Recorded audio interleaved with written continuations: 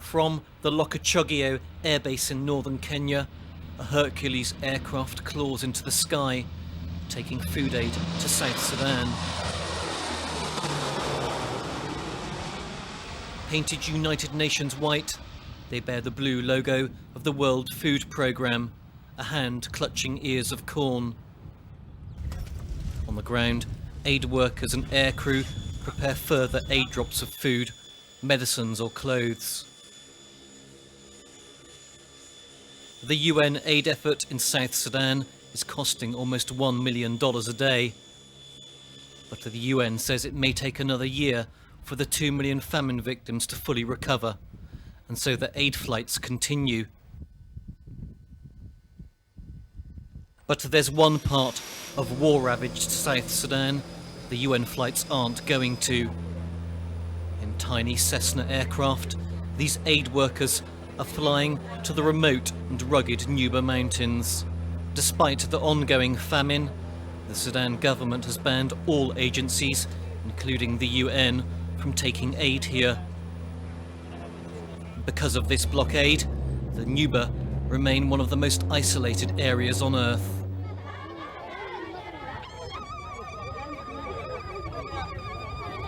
The Nuba Mountains have been closed to all outsiders for over a decade. Only a tiny group of maverick aid agencies, like the UK's Christian Solidarity Worldwide, do work here, defying the wishes of the Sudan government and in danger of being shot down. They provide a fragile lifeline to the outside world. It's a 2-hour walk from the plains up into the first villages. The Nuba have fled into the hills, where they say they can better defend themselves from government attacks. The Nuba Mountains are on the border of North and South Sudan, but the Nuba people support the rebel Sudan People's Liberation Army of the South. Sudan is split into an Arabic, largely Muslim North and a black African, Christian and animist South. The southern rebels are fighting what they say is aggression by an Islamic extremist North. It's Africa's longest running war, and the Nuba are caught right in the middle. Less than half the original 3 million population survive here. The Nuba are the oldest indigenous people in Sudan, the legendary first people of this, Africa's largest country. They speak over 50 different languages. They trace a history back 7,000 years, when the Nuba kingdoms stretched as far as southern Egypt. 2 plane loads of medical aid are delivered to Nyakama village. Local medic Joseph Kunda inspects the supplies. He tells us there is only one doctor left here to serve the million or so Nuba population, and only a handful of medics like himself. There are almost no medicines. Hundreds of people could die if we have no medicine to treat them, especially children and infants. Estimation, I can say 200 or 300 people died around this area. Yeah, just around this area only. A goat is slaughtered to honour our arrival. The rare presence of guests is a cause for celebration. When crops fail due to drought, livestock are one of the precious few buffers against hunger here. The Nuba have learnt to live with famine as an old friend. People depend just to dig roots and eat roots from ground, and children dies and because of the malnutrition and some ailments caused by starvation.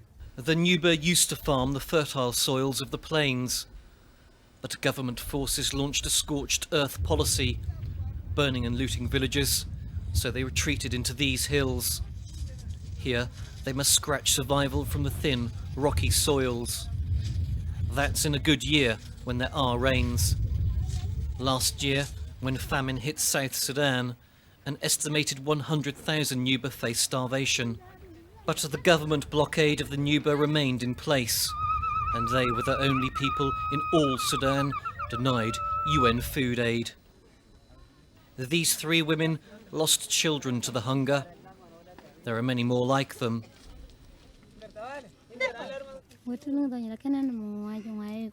There was massive starvation. I was dehydrated and had no milk for my child. We went to the forest to find wild fruits. Maybe that's why my child died. We received no help. All three are also widows. They lost their husbands in the war. Haida Osman says she doesn't want to have another family. Despite the suffering, no one comes here to help them.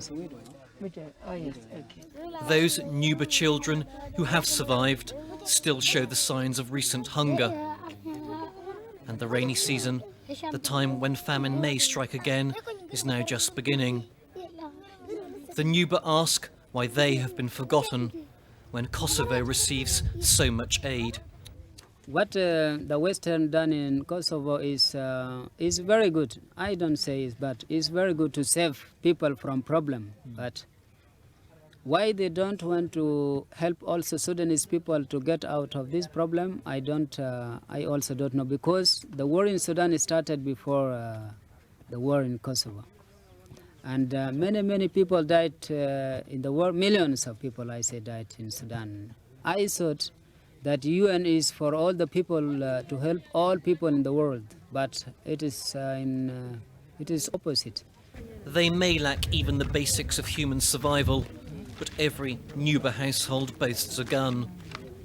They accuse the Islamic extremist regime of deliberately closing them off from the outside world and pursuing a jihad or Islamic holy war to exterminate them. We are fighting actually to restore our dignity and to reserve our cultures from the process of Arabization which is taking place by the policies of the government, the Islamic government in Khartoum. And we never mind within ourselves as Nubas to be Muslims or Christians, because we as Nubas, we have many Muslims, we have many Christians, but the very important thing is that we want to keep ourselves as Nubas in Sudan. At dawn the following morning, Yosef Haroun, rebel commander for the whole Nuba, arrives. He's walked all night to reach us. He tells us there have been 20 or more government attacks this year alone. Over 3,000 Nuba civilians have been captured and taken to the so-called peace camps. They call them peace camps, but they're not peaceful places. The people are divided into 4 groups. The boys to be trained as soldiers for indoctrination, the girls to be taken as wives for soldiers. The adults are taken to work in the military farms. If they suspect you are a rebel soldier, you'll be killed immediately. These 3 young men have recently escaped from these peace camps. They were forced to train as government soldiers. Then they were sent to fight against their own Nuba people. They tied our hands behind our backs and poured water over us. They rolled us on the ground and beat us. Many died.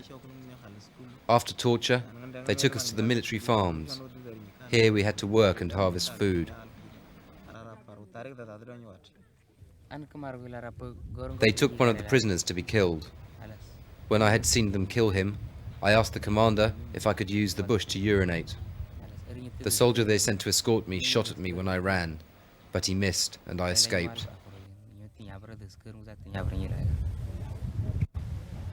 Evidence from elsewhere in South Sudan supports their story.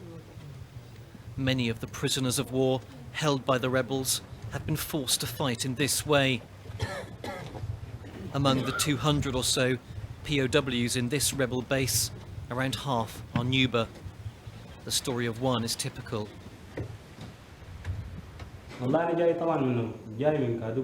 I was a student, but I was captured by the army in a roadblock when traveling from the Nuba to Khartoum.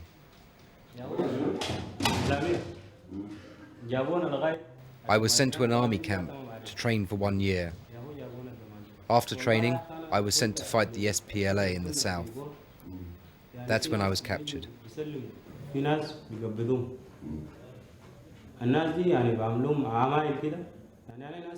I saw the government forces capture civilians and torture them at the base, with their nails pulled out with pliers.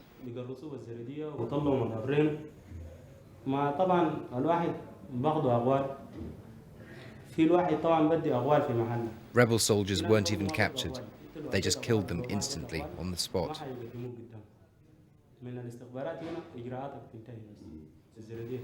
Sometimes they were interrogated, but then they were killed.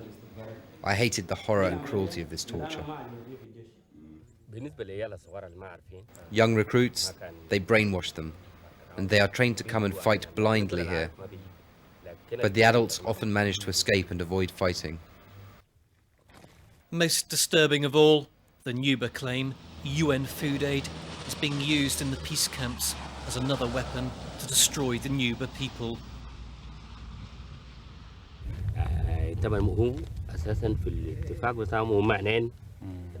Sometimes, during famine and starvation, our people hear there is UN relief aid being given out in the peace camps, so they run there.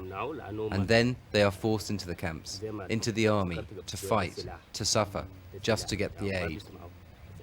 They know that if we had food here, all the people would leave the government areas and come back. That's how they use UN food aid as a weapon in the war against us.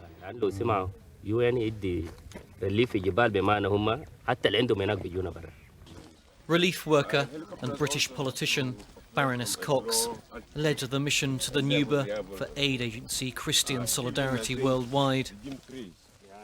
In the visit to Nuba Mountains this time, I think the most disturbing aspect was the